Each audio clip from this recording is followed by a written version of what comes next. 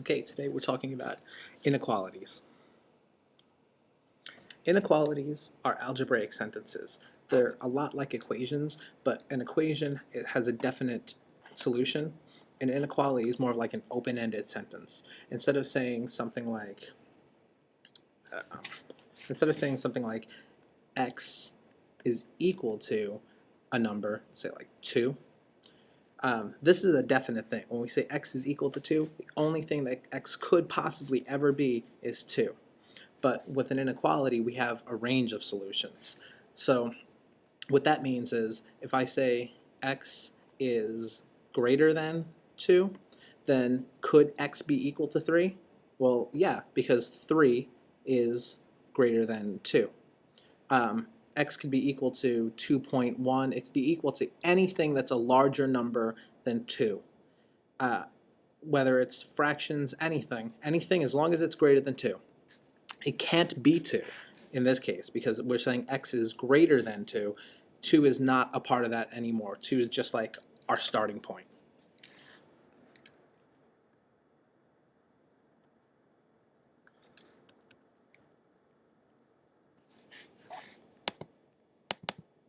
Okay, so here's examples of both the inequality and how they're graphed.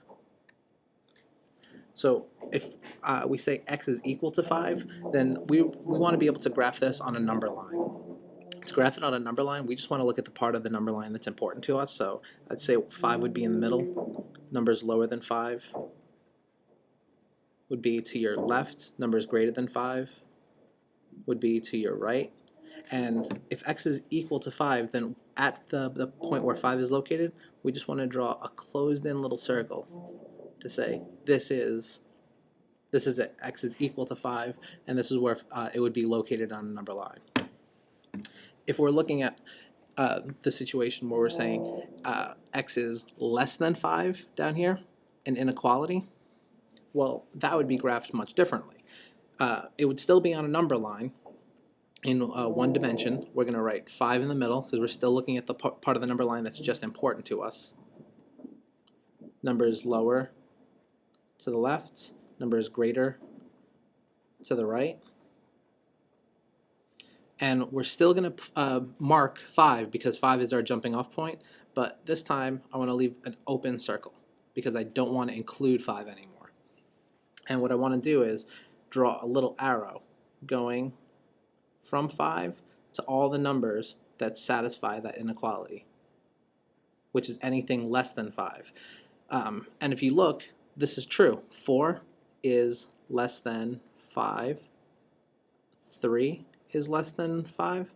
But over here, these 6, 7, and 8, and anything else that would be, like, say, way over here, that wouldn't work.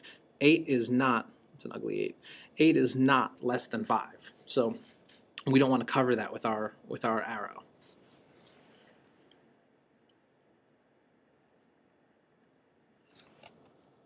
All right, so let's just quickly talk about what the different symbols of inequality are and what they mean. The first one we already looked at a little bit, and that's the less than symbol. If you have any trouble remembering which one's less than and which one's greater than, you can always kind of think less than. If you tilt your head a little bit to the right, it kind of looks like an L, which is the beginning of the word less than. You're going to have to know how to translate from verbal expressions into both inequalities and graphs. So let's take a look. An example is a number is less than 6. If we have a number that is less than 6, we would write that, we would follow it exactly the way it's written.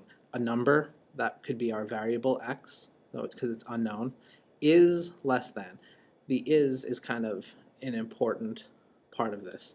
Is less than is this symbol, kind of looks like an L, and 6, which are our starting point.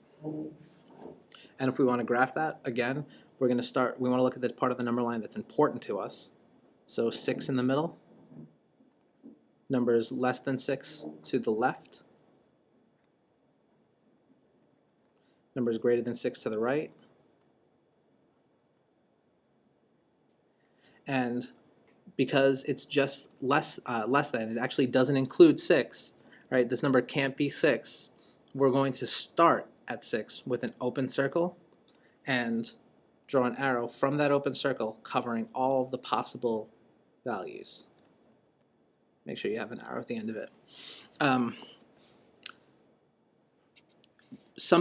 little trick if you have any trouble with graphing it, figuring out which direction the arrow is supposed to go in, is a little trick for you is if you have it set up where the variable is on the left-hand side, like this, right, and your jumping off point is on the right-hand side like this, you can take a look at the symbol of inequality.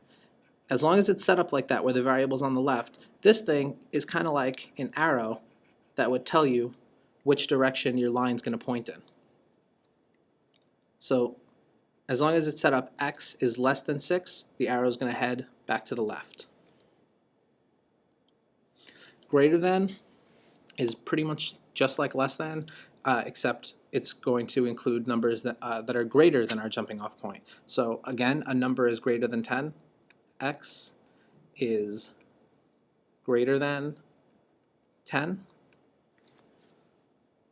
And to graph it, all we want to do is look at the part of the number line that's important to us. So 10 in the middle, number is less than 10 to the left, number is greater than 10 to the right.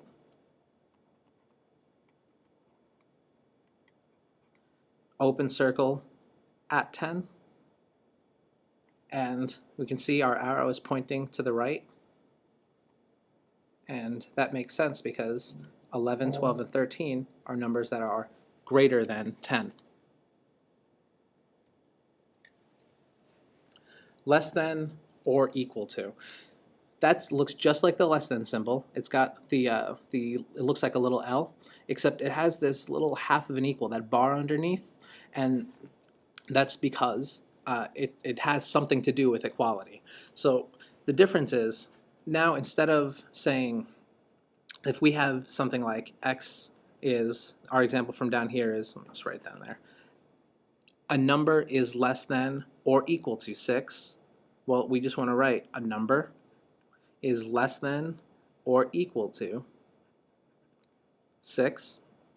What that means is, now that number is not just our jumping off point anymore. Now x could be 6 or anything less than 6. And the only big difference in graphing that is we're still going to start looking at the part of the number line that matters to us. So 6 in the middle, number is less than 6 to the left, and number is greater than 6 to the right. And we still want to put a circle at 6, but now, because we're including 6, we want to fill in that circle. And a little trick to help you remember is that if there's extra ink down here underneath the symbol of inequality, then you need to have extra ink in here. Everything still works the same way. Our arrow is going to cover the values less than 6 and point in the same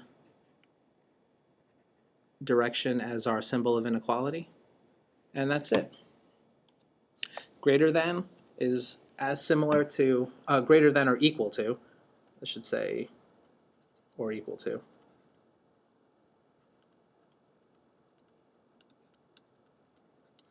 That is going to be the same as less than or equal to. Same thing, this little bar underneath means that we're including our starting point. So a number is greater than or equal to 10. Well, x is greater than or equal to, that's the little bar underneath, 10. Graph it the same way, 10 in the middle, number is less than 10 to the left, number is greater than 10 to the right. Circle at 10, extra ink down here, extra ink in here.